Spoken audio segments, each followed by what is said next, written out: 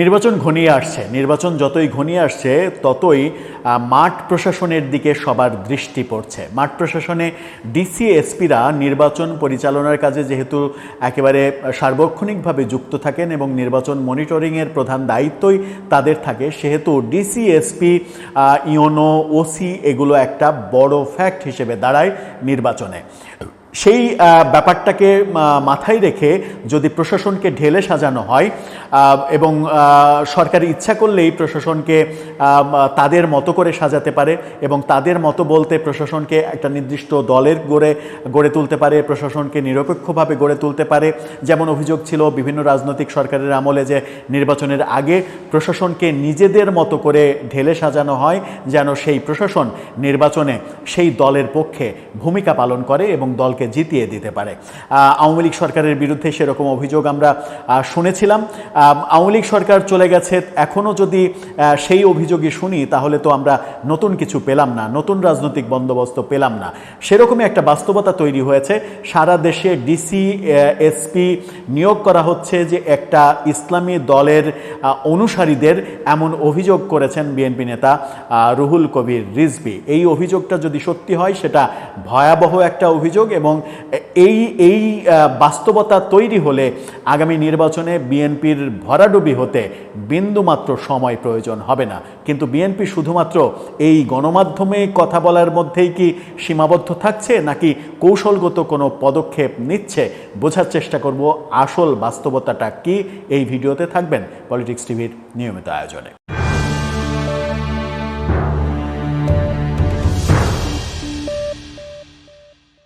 দর্শক, বলছিলাম নির্বাচন এগিয়ে আসছে, নির্বাচন নিয়ে নানা রকমের আলোচনাও এখন তীব্র থেকে তীব্রতর হবে। সেই আলোচনার মাঝে সবথেকে বড় আলোচনা নির্বাচনের মেনটেনেন্স, অর্থাৎ নির্বাচন পরিচালনা যারা করবে। নির্বাচন কমিশন তো করবে, কিন্তু নির্বাচন কমিশনের কাজগুলো কারা করে মাঠ পর্যায়ে? ডিসি এসপি ইউনো ওসি তারাই তো করেন। তো তারা যখন করেন, নির্বাচন অফিসের, নির্বাচন কমিশনের অফিসাররা ওই মানে একটু কি বলে নেতৃত্ব দেওয়ার কাজটা করে, তাছাড়া মূল কাজটা করে তো পুলিশ প্রশাসন কিংবা ডিসি প্রশাসন। এই জায়গা দুটা, বিশেষ করে ডিসি এবং এসপির জায়গা যদি কোনো দলের হয় তাহলে সেই দল যে নির্বাচনে বিশেষ মানে সুবিধা পাবে এটা তো বলার অপেক্ষা রাখে না। সেই ভয়াবহ অভিযোগটা এবার করলেন রুহুল কবির রিজভী। তাকে নিয়ে ইত্তেফাকের শিরোনামটা আপনারা দেখে নিতে পারেন। সেখানে তিনি বলছেন একটি ইসলামপন্থী দলের লোকজনকে ডিসি এসপি বানানো হচ্ছে রিজভী।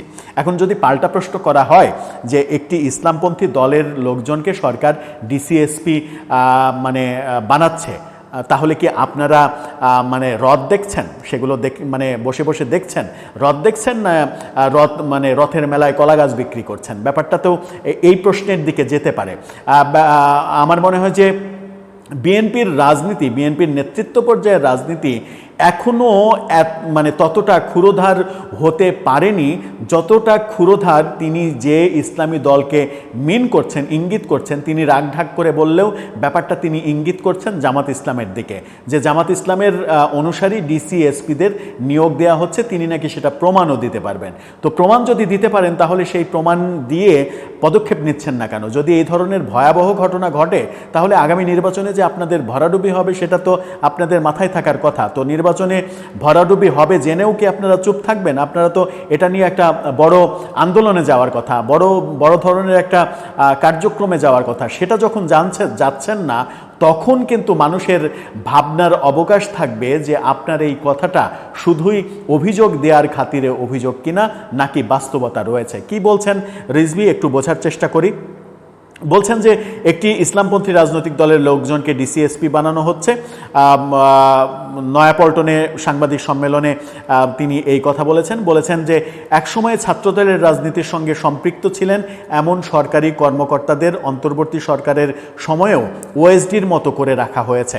ইসলামপন্থী দাবি করা একটি দলের লোকজনদের এসব জায়গায় বসানো হয়েছে। বলেছেন বেগম জিয়ার আমলে যে ছাত্র মেরিটে নিয়োগ পেয়েছে, হয়তো ছাত্র জীবনে সে ছাত্রদল করেছে অথবা বাপ চাচা মামাকেও বিএনপি করেছে। যারা বঞ্চিত ছিলেন তাদের হয়তো অনেককে প্রমোশন দিয়েছেন, কিন্তু একজনকেও ভালো পোস্টিং দেয়া হয়নি, অনেকটা ওএসডি করে রাখা হয়েছে। অর্থাৎ বলছেন যে প্রমোশন হয়তো দেয়া হয়েছে কিন্তু ভালো পোস্টিং দেয়া হয়নি, ওএসডির মতো করে রাখা হয়েছে। এটা কিন্তু একটা বিপজ্জনক কথা। তিনি আরও বলেছেন, আমি জানি, আমি ছাত্রদলের সাবেক প্রেসিডেন্ট, আমি ওই ছেলেগুলোকে চিনি, প্রত্যেকে এসে আমার বাসায় প্রতিদিন কান্নাকাটি করে। প্রথমে কিছুদিন বসিয়ে রাখার পরেও এই মখলেসুর রহমান অর্থাৎ জনপ্রশাসনের সাবেক যিনি সচিব, কয়েকদিন আগে তাকে বদলি করা হয়েছে, চুক্তিভিত্তিক নিয়োগেও বদলি করা হয়েছে, সেটা নিয়েও যথেষ্ট সমালোচনা হয়েছে। বলেছেন যে মিথ্যা অভিযোগ দিয়ে তাদের সরিয়ে রেখেছে, অনেকটা ওএসডির মতো গুরুত্বহীন জায়গায় রেখেছে। আরেকটি বিশেষ রাজনৈতিক দলের লোকজনকে ডিসিএসপি বানানো হচ্ছে। আমি গুনে গুনে বলে দিতে পারবো ওই বিশেষ রাজনৈতিক দল যারা নিজেদের ইসলামপন্থী বলে দাবি করে, তাদের সমর্থিত, তাদের সমমনা লোকদের ওই সব জায়গায় দেয়া হয়েছে। অন্তর্বর্তী সরকারের সময় নতুন করে শেখ হাসিনার মতো বিভাজন তৈরি করা হয়েছে বলে অভিযোগ রিজভির। বলেছেন, যারা প্রতিযোগিতামূলক পরীক্ষায় উত্তীর্ণ হয়ে ইউনো ম্যাজিস্ট্রেট হয়েছেন, প্রমোশন পেয়ে ডিসিএসপি হয়েছেন, শেখ হাসিনার 15-16 বছরে যাদের প্রমোশন হয়নি তাদের অনেকের এখনও হয়নি, আবার অনেকের প্রমোশন হলেও তাদেরকে গুরুত্বহীন জায়গায় বসিয়ে রাখা হয়েছে। এবং একটা দলের, তিনি নাম নিচ্ছেন না, কিন্তু নাম না নিলেও তো বলা যায় যে আমরা জানি যে ব্যাপারটা কি হচ্ছে।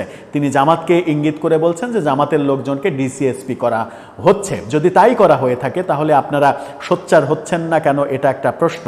আর একটা প্রশ্ন হচ্ছে যে জামাত যে কৌশলের রাজনীতি করছে, অভিযোগ করা হচ্ছে যে, অনেকে অভিযোগ করছেন যে জামাত, বিএনপির তরফ থেকে অভিযোগ করা হচ্ছে বারবার যে জামাত বিশ্ববিদ্যালয়গুলো দখল করেছে, জামাত ব্যাংকগুলো দখল করেছে, জামাত বড় বড় প্রশাসনের জায়গাগুলো দখল করেছে। জামাত যদি এখন ডিসিএসপির জায়গাগুলোও দখল করে, এরপরে যদি ইউনো এবং ওসির জায়গাগুলো দখল করে, তাহলে যে আগামী নির্বাচনে বিএনপির ভরাডুবি হবে সেটা তো একেবারে মানে কি বলবো, এর চাইতে সিম্পল ইকুয়েশন আর হয় না। তো সেটা বিএনপি জানা সত্ত্বেও বিএনপি চুপ থাকবে। চুপ থাকার দুটা কারণ থাকতে পারে। একটা হচ্ছে যে হয় ব্যাপারগুলো, অভিযোগগুলো সত্য না, অভিযোগগুলো মানে অভিযোগের খাতিরে অভিযোগ দেয়া, অথবা বিএনপির শীর্ষ নেতৃত্ব এখনও পরিপূর্ণ স্মার্ট রাজনীতি কিংবা মানে আগামী 5 বছর পরে কি হবে, 10 বছর পরে কি হবে, এই যে রাজনৈতিক যে ভিশন, সেই ভিশন অনুযায়ী সিদ্ধান্ত নেওয়া এবং পথ চলা, এই জায়গাতে বিএনপির শীর্ষ রাজনীতি এখনও অনেক পিছিয়ে রয়েছে, যেখানে জামাত অনেক বেশি এগিয়ে। জামাত আগামী 50 বছর পরে কি হবে সেই পরিকল্পনা তাদের কাছে রয়েছে। বাংলাদেশে আমার মনে হয় যে বাংলাদেশে একমাত্র দল যেটার নাম বলা যায়, যাদের বিরুদ্ধে আমাদের অনেক অভিযোগ, যাদের বিরুদ্ধে প্রধান অভিযোগ হচ্ছে মুক্তিযুদ্ধের বিপক্ষে অবস্থান নেওয়া, এখন পর্যন্ত তারা ক্ষমা চায়নি, প্রচুর অভিযোগ রয়েছে। কিন্তু জামাত তাদের রাজনৈতিক কৌশলে একটা জিনিস প্রতিষ্ঠিত করেছে, সেটা হচ্ছে তাদের চেন অফ কমান্ড রয়েছে, নাম্বার 1। নাম্বার 2, তারা মানে ভিশনারি রাজনীতির দিকে অনেক বেশি মনোযোগী। তারা আজকে টেম্পো স্ট্যান্ড দখল করে চাঁদাবাজি করতে হবে, নৌকার ঘাট দখল করে চাঁদাবাজি করতে হবে, অমুক জায়গায় মব করে চাঁদাবাজি করতে হবে, সদরঘাট দখল করে চাঁদাবাজি করতে হবে, এই ধরনের ছোটোখাটো মিশন কিংবা ভিশনে তারা নেই। তারা অনেক বড় ভিশনে রয়েছে বলেই মানে যদি সত্য হয়ে থাকে যে বিশ্ববিদ্যালয়গুলো প্রশাসনে কিভাবে নিজেদের লোক দেয়া যায়, ব্যাংকগুলোর প্রশাসনে কিভাবে নিজেদের লোক দেয়া যায়, কিংবা সরকারের ঊর্ধ্বতন জায়গায় কিভাবে নিজেদের লোক নেওয়া যায়, এই ব্যাপারগুলো তারা যদি সত্যিই করে থাকে তাহলে তো তারা রাজনীতিতে অনেক এগিয়ে। এবং ডাকসু নির্বাচনের পরেও বিএনপির আমার মনে হয় যে রাজনীতিতে এক ধরনের পরিবর্তন আসা উচিত, যে পরিবর্তনটা তাদের সুদূরপ্রসারী রাজনীতি করতে শেখাবে। যদি আপনি সুদূরপ্রসারী রাজনীতি করতে না শেখেন তাহলে যতই আপনি অভিযোগ করবেন, এই অভিযোগগুলো কাজে লাগবে না। আপনি অভিযোগ করছেন কিন্তু ব্যাপারটা খুবই মারাত্মক, অভিযোগ করে বসে থাকছেন, সেই ব্যাপারে কোনো পদক্ষেপ নিচ্ছেন না, সেই ব্যাপারে আপনাদের কোনো মানে কর্মসূচি নেই, তাহলে তো এই অভিযোগ থেকে আপনি মুক্তি পাবেন না। আপনি বলছেন যে ডিসিএসপিরা জামাতের লোকজন নিয়োগ করা হচ্ছে, তাহলে তো তারাই থাকবে, তাদের অধীনেই নির্বাচন হবে, আপনারা নির্বাচনে ডাব্বা মারবেন, সেটা কি আপনারা চান? আমার মনে হয় যে সেটা আপনারা চান না। এই কারণেই বলছি যে বিএনপির শীর্ষ নেতৃত্বে আমার মনে হয় যে মানে যে ভিশনারি প্ল্যান কিংবা সঠিক সময়ে সঠিক পদক্ষেপ নেওয়ার যে ব্যাপারটা, সেই জায়গায় অনেকখানি খামতি রয়ে গেছে। খামতি রয়ে গেছে বলেই অনেকেই অভিযোগ করেন যে আওয়ামী লীগের 15.5 বছরে আওয়ামী লীগের ক্ষমতায় থাকতে অনেক বেশি সুবিধা হয়েছে বিএনপির দুর্বল রাজনীতির কারণে। এই 15.5 বছরে বিএনপিও নির্যাতিত হয়েছে, জামাতও নির্যাতিত হয়েছে, জামাতকে নিষিদ্ধ করা হয়েছে। তারপরেও আপনি যদি গত 1 বছরের রাজনীতি হিসাব করেন তাহলে জামাত কিন্তু প্রতিনিয়ত কৌশলের রাজনীতি করেছে। জামাত তাদের সমাবেশে হিন্দুদের নিয়ে গেছে, যে হিন্দুরা যোগ দিয়েছে। জামাত তাদের রাজনীতিতে হিন্দু উইংস তৈরি করেছে। জামাত ডাকসুর নির্বাচনে মানে হিজাববিহীন সাধারণ মেয়েদের নমিনেশন দিয়েছে, চাকমাদের নমিনেশন দিয়েছে। এই হিন্দু ব্রাঞ্চ খোলা, এই যে কৌশলের রাজনীতি, অর্থাৎ ইসলামের মানে দলের নাম জামাতি ইসলামী হলেও তারা দলে হিন্দু ঢোকাচ্ছে। তার মানে হচ্ছে তারা গতানুগতিক রাজনীতিতেই আসতে চাচ্ছে, কিন্তু তারা পদক্ষেপটা নিচ্ছে পর্যায়ক্রমিক পদক্ষেপ, হুট করে অনেক কিছু করছে না। সেখানেই বোঝা যায় তাদের রাজনীতিটা হচ্ছে ভিশনারি রাজনীতি। তারা 50 বছরের প্ল্যান করে হয়তো নেমেছে যে 50 বছর পরে আমাদের অর্জনটা কি হবে।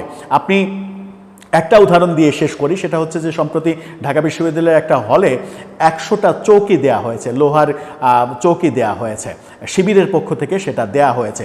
সেটার সমালোচনা করেছেন রুহুল কবির রিজভী যে ঢাকা বিশ্ববিদ্যালয় কি লিল্লা বোর্ডিং নাকি, যে সেখানে খাট তোষক বালিশ এগুলো সাপ্লাই দেবে, এটা কি এতিমখানা যে সেখানে খাট তোষক বালিশ দেবে। সমালোচনাটা খুবই স্মার্ট, খুবই সুন্দর সমালোচনা। এটা তো হতে পারে না যে একটা ছাত্র সংগঠন না বিশ্ববিদ্যালয়ের হলে খাট তোষক বা এগুলো দেবে, এটা তো তাদের কাজ না। তাদের কাজ হচ্ছে ডাকসুর প্রতিনিধি হিসেবে প্রশাসনের কাছ থেকে সেটা আদায় করা। কিন্তু শিবিরের কৌশলের রাজনীতি দেখেন, শিবির এটা দিয়ে যে স্লোগানটা তৈরি করেছে এবং ফেসবুকে লেখালেখি দেখলাম, সেটা হচ্ছে যে এই যে 100 খাট দিয়ে তারা বলছে শিবির নিতে আসেনি, দিতে এসেছে।